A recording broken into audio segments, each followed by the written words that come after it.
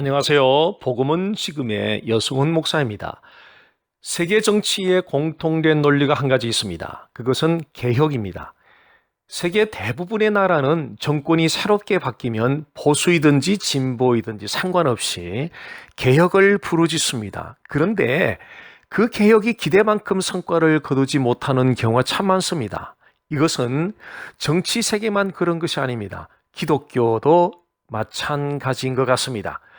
여기저기서 개혁을 부르짖는 소위 개혁자들로 자칭하는 사람들과 개혁교회들은 많습니다. 그런데 개혁의 소리는 외쳐지는데 반해서 삶에서 나타나는 그 개혁의 모습은 거의 실종 수준에 이르고 있습니다. 무엇이 문제입니까? 종교개혁자들이 모토로 내걸었던 교회개혁의 정신을 들여다보면 그 해답을 얻을 수 있습니다. 교회는 항상 개혁되어야 한다는 모토를 교회 개혁의 지표로 종교개혁자들은 삼았습니다. 교회는 항상 개혁되어야 한다는 말을 달리 표현하면 교회가 세상을 개혁하기에 앞서서 교회 스스로 먼저 개혁되어져야 된다는 의미입니다. 교회 스스로 먼저 성찰을 하고 회개해야 된다는 의미입니다. 회개의 메시지를 세상 앞에 던지기 전에 교회 스스로가 먼저 날마다 회개를 해야 되는 것입니다. 오늘날 교회 스스로의 개혁을 위하여 대표적으로 회개해야 할 항목들이 있습니다. 대표적으로 지나온 세기 동안에 자유주의 신학에 의하여 끌려왔던 소위 고등비평운동이 낳은 결정적인 해악으로 성경의 권위를 무너뜨렸다는 것입니다. 성경의 권위가 무너지면서 교회가 전해야 하는 주 예수 그리스도의 복음 메시지의 확실성이 무시되어 버렸습니다. 이것은 교회 스스로의 권위가 무너진 것입니다. 이것은 교회가 최고의 권위, 완전한 권위, 최종적인 권위를 가진 하나님의 계시의 말씀인 성경에 대하여 배도를 한 것입니다. 성경에 대한 교회 배도는 문화적인 문제도 아니고요, 세대적인 문제도 아니고요, 이것은 교회가 가슴을 찢는 심정으로 회개해야 할 문제입니다. 성경의 권위에 대한 회복 없이 교회가 무슨 자격으로 세상 앞에 개혁을 부르짖을 수 있겠습니까? 그것은 절대 있을 수 없는 일입니다. 둘째, 교회가 주님이 원하는 사역보다는 교회가 하고 싶은 사역을 하고 있다는 것입니다. 지상교회의 가장 기본이 되는 원리 한 가지가 있습니다. 예수님께서 제자들에게 너희는 나를 누구라고 생각하느냐라고 질문했을 때 사도 베드로가 주는 그리스도시요 살아계신 하나님의 아들이라고 진술했습니다.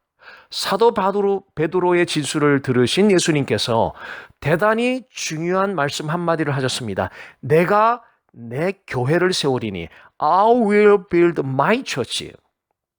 예수님께서 분명하게 내 교회, 마이 처치를 세우겠다고 말씀하셨습니다. 즉 예수님께서 마이 처치라고 말씀하신 이 마이 처치, 내 교회, 이 어떤 의미입니까? 교회는 예수님께 속한 예수님이 소유한 소유자가 예수님이심을, 주인이 예수님이심을 시사해 줍니다. 교회에 대한 소유격은 이 세상 누구도 가져갈 수 없습니다.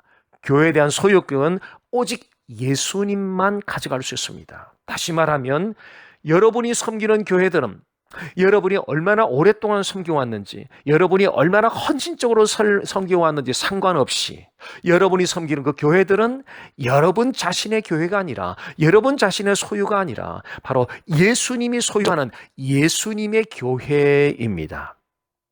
자, 그렇다면 여러분이 원하는 일을 하는 것이 교회가 아니지 않겠습니까? 소유주이신, 주인이신 예수님이 원하는 사역을 하는 곳이 바로 교회가 되어야 하지 않겠습니까? 예수님께서 승천하시기 직전에 제자들에게 남겼던 말씀을 한번 떠올려 보십시오.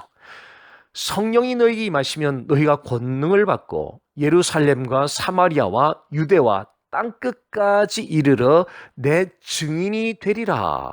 사도행전 1장 8절 말씀입니다. 예수님께서 마지막으로 남긴 말씀이었는데요. 자, 마지막이라는 말씀의 의미는 여러분들이, 교회들이 제일 우선적으로 생각해야 되는 일이라는 뜻입니다. 성령이 임함으로 권능을 받은 사람들 누구입니까?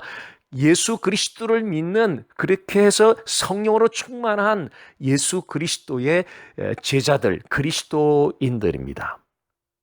예수 그리스도를 영접한 성령 충만한 그리스도인들과 그들이 모인 교회들에게 주어진 예수님의 명령이 있습니다. 가장 위대한 명령이 있습니다. 그것은 예수님의 증인이 되라는 것입니다. 교회들마다 한번 점검해 보십시오. 1년에 한 명 이상에게 복음을 제시하는 성도가 과연 몇 명이나 되는지 살펴보십시오. 아니, 교인 전체에게 적용하기 전에 당장 당회 장로님들과 안수 집사님들, 권사님들, 교회 재직 중직들에게 먼저 적용해 보십시오.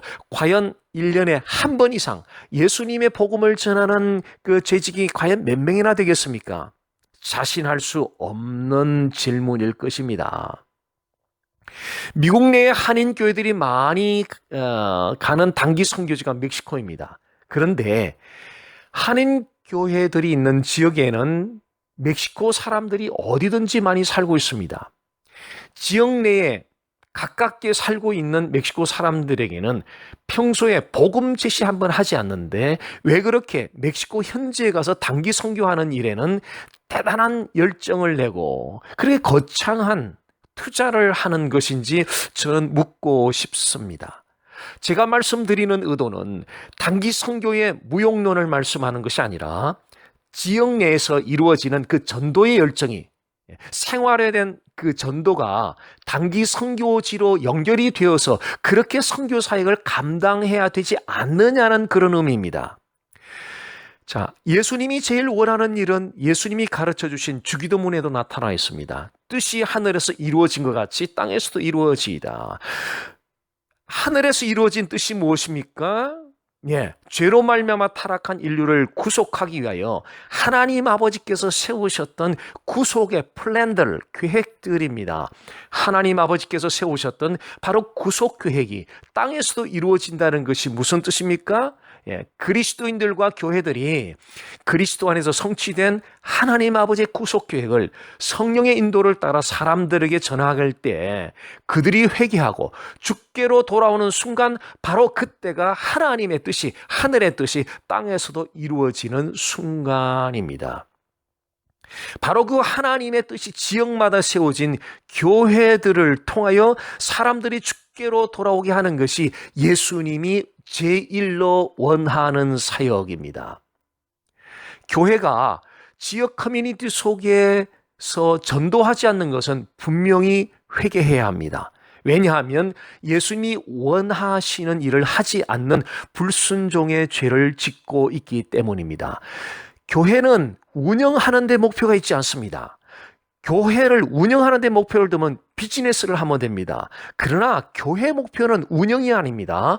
교회 목표는 예수님이 원하는 사역을 하는 데 있습니다. 한번 돌아보십시오. 모든 교회들이 1년 52주 동안 주일 예배는 빠짐없이 드리는 반면에 지역 커뮤니티 사람들에게 복음 제시를 과연 얼마나 하고 지내는지 한번 점검해 보십시오. 예수님이 여러분을 위하여 십자가에서 모진 고통을 겪으면서 희생당하신 바로 그 십자가의 복음을 지역 사람들에 전해서 그들도 하나님께로 돌아오게 하는 것, 바로 그것이 예수님의 꿈입니다. 이 꿈을 교회가 꾸어야 되지 않겠습니까? 바로 청취자 여러분들이 바로 꾸어야 되지 않겠습니까? 예수님이 꾸는 꿈, 여러분들이 꾸어야 될 꿈이요, 모든 지역 교회들이 꾸어야 될 꿈입니다. 저를 따라 선포해 보십시오. 예수님은 나의 하나님, 예수님은 나의 구세주, 예수님은 나의 삶의 주인. 감사합니다. 복된 하루 되십시오.